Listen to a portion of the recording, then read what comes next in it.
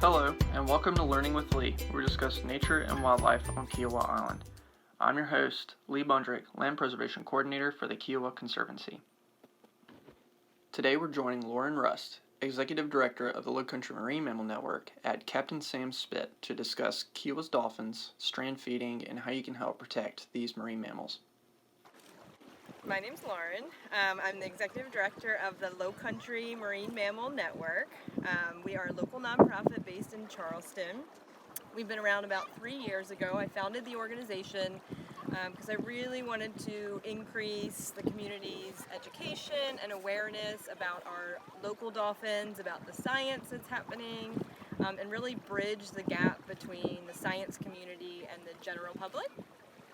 So we do lots of education and awareness, summer camps, the Kiowa Dolphin Education program, and the main objective is to provide education to beach visitors on the beach, but we also collect lots of dolphin data on the individual dolphins, how often they're here, how often they're feeding, where they're feeding, who they're hanging out with.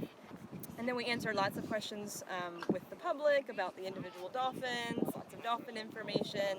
And then we post our dolphin signs, which is to encourage people to hang back when the dolphins are feeding, just to give them a little space. So I have always wanted to study dolphins for as long as I can remember. And I studied marine biology at the College of Charleston. I went on to get my master's in ecology at the University of Wales and studied a local population of bottlenose dolphins off the coast of Wales. I've been fortunate enough to work on both coasts with a variety of species from dolphins and large whales to seals and sea lions. I've worked with live animals, deceased animals. I've done a lot of field work, and then recently relocated back to Charleston and really wanted to continue that and bring more education to the Charleston community. And so I founded the Lowcountry Marine Mammal Network. Our organization's mission is to protect all marine mammals of South Carolina. So although we mostly work with bottlenose dolphins because that's our resident population, we'll work with all marine mammals, whether it's different species of dolphins, smaller whales, and even large whales such as humpback or right whales that migrate off our coast. We don't do a lot with manatees, although they are marine mammals and they are in our waterways. They usually migrate up from Florida during the summer months, but the South Carolina Fish and Wildlife actually manages manatees, but you can report sightings to us or to the DNR if you spot a manatee. So this program is critical to the conservation of our local dolphins and this unique behavior of strand feeding. We've definitely noticed that there's less negative behavior when there's volunteers on site. One reason is that we take a very proactive approach. So we approach most people that come down to the spit. We tell them what we're doing. We talk about the dolphins, answer questions, and then encourage them to hang back. So we usually intercept any negative behaviors before they happen, which is really critical to giving the dolphins lots of space and protecting this behavior. So we post these signs down at Captain Sam's Inlet at approximately 45 feet back from the water.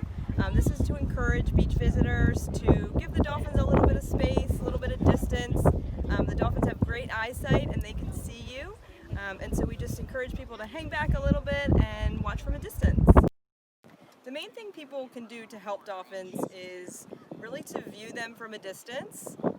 We'd encourage you to just give them a lot of space, never to interact, touch them, try to swim with them. We want to keep them as wild as possible, and so just give them lots of space, enjoy from a distance, and enjoy the view. One of our other main kind of education points is to not feed wild dolphins.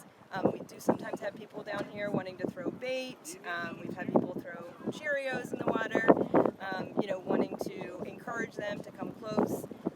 Now, feeding dolphins is illegal. It's a federal offense, but more importantly, it really disrupts their feeding behavior, encourages them to approach people in a begging fashion, wanting to beg for food, which can cause them to approach boats. Sometimes they can get hit by boats.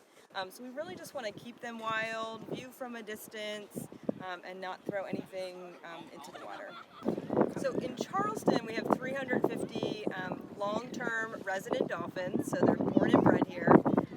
And then within the Kiowa River, we suspect there's about 25 or 30 of those dolphins that spend most of their time in the Kiowa River. They probably use the Stono River, and those are the ones that we're seeing come into Captain Sam's Inlet to strand feed.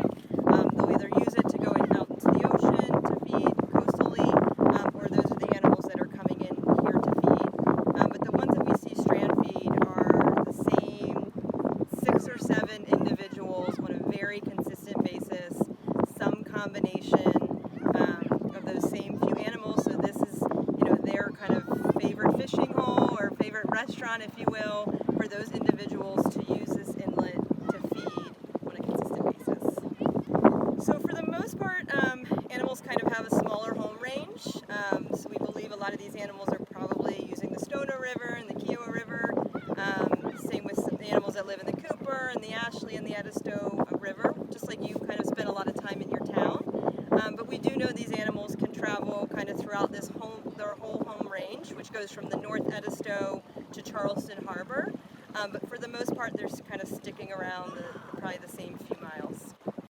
I think one of the best things with the Kiowa Education program that we've seen change over the last few years, we've really seen more kind of regular visitors that have learned the rules and regulations, share them. They're really keeping a distance, being very quiet, and we can actually see our education making a difference when I talk to people and they stand back and they're excited about the information we have to share, and they're really kind of following that, and then they get to see the dolphins and the strand feeding, and it all makes it worth it. So we collect data on all the visitors that we talk to, so their age groups, and then their reaction to our data, positive, neutral, or negative. And this is really important because we can share this with the town. We can talk about how many visitors we've had, what age class they're in, and then how many people are really positive with our program and our information.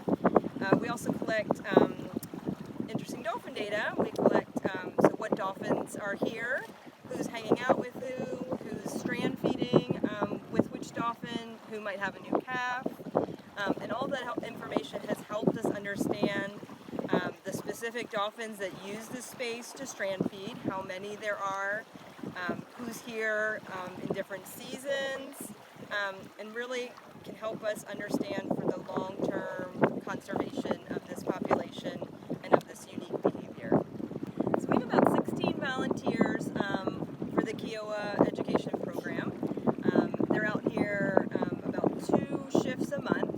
We're volunteers out here every day, talking to the public. And some days we can talk to a few people in the winter, to up to 200 people in the summer months.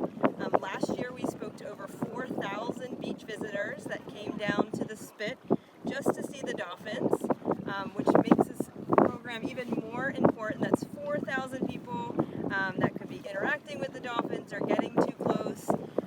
And so by having our volunteers out there, we're hoping to kind of intercept any of those negative behaviors and to really educate all those people about the dolphins. 2 years ago, we started the same program on the Seabrook side called the Seabrook Dolphin Education Program. On that side, we have about 15 volunteers that do the same things we do here on Kiowa, talking to the public, collecting a lot of the same data. But it was really important for both towns to show kind of a joint effort in protecting these dolphins because they do strand feed on both sides. And it's just really important to share with the public, that both towns are really invested in this kind of protection of these dolphins for the long term. In addition to the Kiowa and Seabrook Dolphin Education Program, we also run a Charleston monitoring program, which has been modeled off of this program. We have 9 sites around the Charleston Peninsula where we have volunteers go out on a weekly or monthly basis and do very similar studies where they're out monitoring the dolphins at their site for about a 2-hour shift. And this really helps us identify kind of hot spots for specific dolphins, for different behaviors, doing what they're doing at different title levels. And so that program's just been running since January, and then now we're mapping that data and sharing it with the public. Our organization works with the South Carolina Marine Mammals Stranding Network, so we are authorized to respond to distressed or beached marine mammals that may beach themselves because they're sick, injured, or already deceased. So if you come across a marine mammal, we suggest you immediately call for help. That's the South Carolina Wildlife Hotline. And one of our team members will come out to respond. We'd encourage you never to push an animal back into the water.